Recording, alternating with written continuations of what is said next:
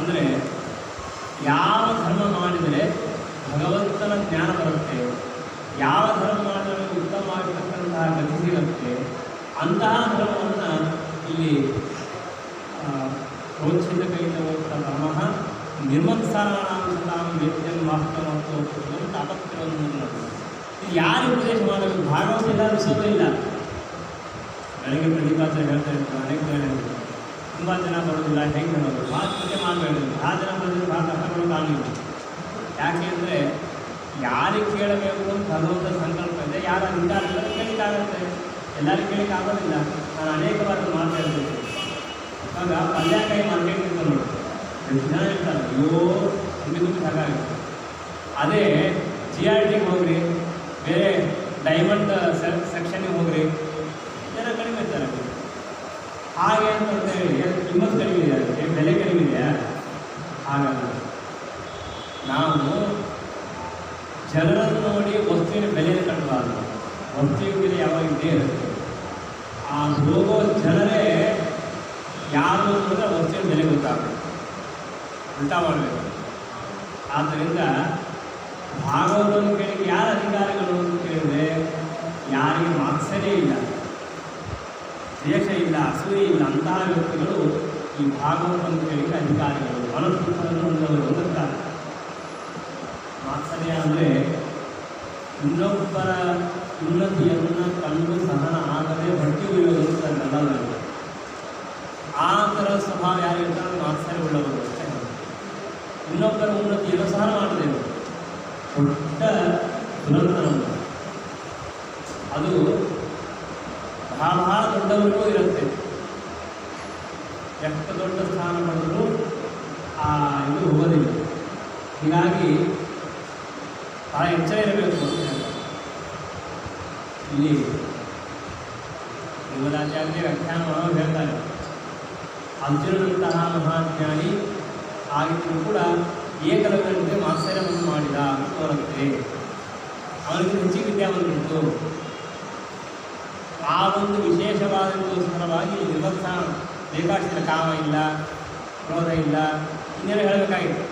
ಅದೆಲ್ಲ ಬಿಟ್ಟು ನಿರ್ವತ್ಸಾನ ಅಂತ ಯಾಕೆ ಹೇಳಿದರು ಅನ್ನೋದಕ್ಕೆ ಈ ವ್ಯಾಖ್ಯಾನವನ್ನು ಶ್ರೀಮದಾಚಾರ್ಯ ಭಾಗವತದಲ್ಲಿ ಹೇಳ್ತಾರೆ. ಅಂದರೆ ದೊಡ್ಡ ದೊಡ್ಡವರಿಗೂ ಕೂಡ ಇದು ಸುಮ್ಮನೆ ಬೇಗ ಬೆಳೀಲಿಕ್ಕೆ ಆಗೋದಿಲ್ಲ ಅನ್ನೋದು ವಿಶೇಷವಾಗಿ ನಿರ್ಮತ್ಸಾನ ಅಂತ ಹೇಳ್ತಾರೆ. ವಾಸ್ತವಿಕವಾಗಿ ಅರ್ಜುನ ಮಹಾಜ್ಞಾನಿ ಅಥವಾ ಜ್ಞಾನಿ ಪ್ರಶ್ನೆ ಇಲ್ಲ. ಆದರೂ ಅವರಿಗೂ ಇಂತಹ ಪ್ರಸಂಗ ಇದ್ದಾಗ ಅನೇಕ ಜನರನ್ನು ಆಗಿರುತ್ತೆ. ಅದಕ್ಕೆ ನಾವೆಲ್ಲ ತುಂಬ ಕಷ್ಟಪಡಬಾರ್ದು, ಬಿಟ್ಬಿಡ್ಬೇಕಷ್ಟೇ. ಆ ವ್ಯಕ್ತಿ ಹಣೆಯಬಾರ್ದು, ನಾವೇನು ಮಾಡಬೇಕು? ಒಳ್ಳೆಯನಾಗಿದ್ದರೆ ಅವನು ದೇವರು ಫಲ ಕೊಡ್ತಾನೆ, ಇಲ್ಲ ಇಲ್ಲ ಅಷ್ಟೇ ಹೇಳಬೇಕಲ್ಲ. ಹೇಳೋದು ನಮ್ಮ ಕರ್ತವ್ಯ, ಮಾಡೋದು ಬಿಡೋದು ಅವ್ರ ಕರ್ತವ್ಯ.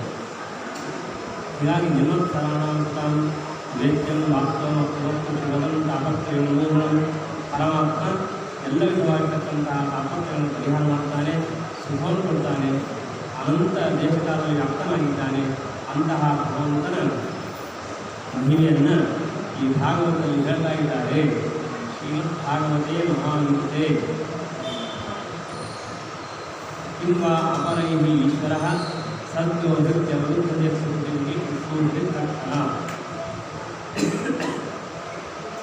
ಸರಿ, ಭಾಗವತ ಏನೋ ಕಷ್ಟಪಟ್ಟು ಶ್ರವಣ ಮಾಡ್ತೀವಿ ತಿಳ್ಕೊಳ್ಳೋಣ. ಕೇಳಿದರೆ ಏನು ಲಾಭ? ಸಾಮಾನ್ಯವಾಗಿ ಎಲ್ಲರಿಗೂ ಅಪೇಕ್ಷೆ ಇದೆ, ಏನೋ ಲಾಭ ಬೇಕಲ್ಲ. ನೀವು ಏನು ಶೂನ್ಯ ಅಂತಂದರೆ ಅದು ಯಾರೂ ಒಪ್ಪೋದಿಲ್ಲ, ನಾವು ಹೇಳೋದಿಲ್ಲ. ನಮ್ಮ ಶಾಸ್ತ್ರದಲ್ಲಿ ಕೂಡ ಏನು ಫಲ ಇದೆ? ಮೋಕ್ಷ ಫಲ ಇದೆ.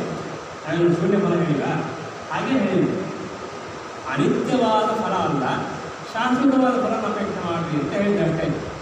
ಫಲವೇ ಇಲ್ಲ ಅಂತ ಹೇಳಿಲ್ಲ, ಅಥವಾ ಫಲವನ್ನೇ ಅಪೇಕ್ಷೆ ಮಾಡಬೇಡಿ ಅಂತ ಹೇಳಿಲ್ಲ. ನಾನು ಹೇಳಿದ್ದು ಒಳ್ಳೆಯದು ಯಾವುದು, ಶಾಶ್ವತ ಯಾವುದು, ಅಂತಹ ಫಲವನ್ನು ಅಪೇಕ್ಷೆ ಮಾಡಿ ಅಂತ ಹೇಳಿದ್ದೇವೆ. ಹಾಗಾದರೆ ಈ ಭಾಗವತದಿಂದ ಶ್ರವಣ ಮಾಡೋದು ಏನು ಲಾಭವಾಗುತ್ತೆ ಅಂತ ಹೇಳಿದ್ರೆ, ತುಂಬ ಅಪರೇ ಇದೆ ಅಂತಾರೆ. ಈ ಜಗತ್ತಿನಲ್ಲಿರ್ತಕ್ಕಂಥ ಆ ಲಾಭ ಈ ಲಾಭ ಎಲ್ಲ ಹೇಳಂಗಿಲ್ಲ, ಒಂದೇ ಒಂದು ಲಾಭವನ್ನು ಹೇಳ್ತೀವಿ. ಏನು ಲಾಭವನ್ನು ಹೇಳ್ತೀವಿ ಅಂತಂದರೆ,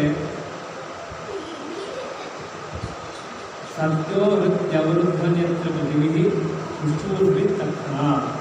ಯಾರು ಭಾಗವತನ್ನು ಕೇಳ್ತಾರೆ ಅವರಿಗೆ ಭಗವಂತನಲ್ಲಿ ದೃಷ್ಟಿ ಬರುತ್ತೆ, ಭಗವಂತನಲ್ಲಿ ಅವರಲ್ಲಿ ಶ್ರದ್ಧೆ ಬರುತ್ತೆ, ಪರಮಾತ್ಮ ಅವರ ಮನಸ್ಸಲ್ಲಿ ನೆಲೆಸ್ತಾರೆ. ಇದೇ ಭಾಗವತವನ್ನು ಕೇಳಿದ್ದಕ್ಕೆ ಲಾಭ. ಬೇರೆ ಹೇಳೋದಿಲ್ಲ. ಸತ್ಯೋ ಹೃದಯ ಅವರುದ್ಧತೆ. ಇನ್ನೊಂದು ಮಾತು ಹೇಳ್ತಾರೆ ತಕ್ಷಣ ಅಂತ. ಇನ್ನೊಂದು ಮಾತು ತಕ್ಷಣ ಅಂತಂದ್ರೆ ಕೇಳಿದ ಎರಡನೇ ಕ್ಷಣಕ್ಕೇನೆ ದೇವರ ಮನಸ್ಸು ಬಂದ್ಬಿಡ್ತಾರೆ. ಇದು ಹೇಳಿದ್ದಕ್ಕೆ ನಾವು ಸಂಶಯ ಬರುತ್ತೆ. ಯಾಕೆ ಅಂದರೆ ನಾವು ಭಾಗವತ ಕೇಳ್ತೀವೋ ದೇವರೇ ಗೊತ್ತು, ಆಗ ನಮಗೆ ದೇವ್ರು ಬರೋಂಗೇ ಇಲ್ಲ. ತಕ್ಷಣ ಅಂತ ಹೆಂಗೆ ಹೇಳಿದ್ರು? ತಕ್ಷಣ ಅಂತ ಹೇಳಿದ್ದು ನಮಗಲ್ಲ. ತಕ್ಷಣ ಅಂತ ಹೇಳಿದ್ದು ಯಾರು ಜ್ಞಾನಿಗಳು, ತಪಸ್ಸುಗಳು, ದೊಡ್ಡವರು ಅವರಿಗೆ ತಕ್ಷಣ, ಉಳಿದವರಿಗೆ ಸದ್ಯ. ಈಗ ಬರ್ತಾನೆ ದೇವರು. ನಾವು ಎಷ್ಟೊಂದು ಹೇಳ್ತೀವಿ ಈಗ ಬರ್ತೀವಿ, ಈಗ ದೇವರೇ ಗೊತ್ತು ಯಾವಾಗಂತ ಬಂದೇ ಬಿಡ್ತೀವಿ. ಈಗ ಬರ್ತೀವಿ ಅಂದರೆ ಒಂದು ದಿನ ಆಗುತ್ತೆ, 2 ದಿನ ಆಗುತ್ತೆ, 3 ದಿನ ಆಗ್ತದೆ.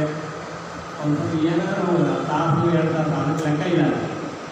ಹೀಗಾಗಿ ಪರಮಾತ್ಮ ಈಗ ಮನಸ್ಸುಗಳು ಬರ್ತಾನೆ ಅಂತಂದ್ರೆ ಯಾವಾಗ ಅಂತ ಲೆಕ್ಕ ಇಲ್ಲ. ಆದರೆ ಬರ್ತಾನೆ, ಬಂದೇ ಇರೋದು. ತಕ್ಷಣ ತರೋ ಹೇಗೆ ಅಂದರೆ ಆಗಿಂದಾಗೆ ಬರುತ್ತೆ. ಅದರಿಂದ ನಮಗೆ ಸಾಧ್ಯ ಇಲ್ಲ. ಅದು ದೊಡ್ಡವರಿಗೆ ಜ್ಞಾನಿಗೆ ಮಾತ್ರ ಸಾಧ್ಯವಾಗುತ್ತೆ ಅಂತ ಹೇಳ್ತಾರೆ. ಇನ್ನೊಂದು ಆ ಮಾತಲ್ಲಿ ತಿಳಿಸ್ತಾರೆ, ಈ ಭಾಗವತವನ್ನು ನಾವು ಶ್ರವಣ ಮಾಡಬೇಕು. ಇದಕ್ಕೆ ಸಾಮಾನ್ಯವಾಗಿ ಮನುಷ್ಯನಿಗೆ ಯಾವುದೇ ಒಂದು ಕೆಲಸ ಮಾಡಬೇಕು ಅಂದರೆ 2 ವಿಚಾರ ಇರುತ್ತೆ.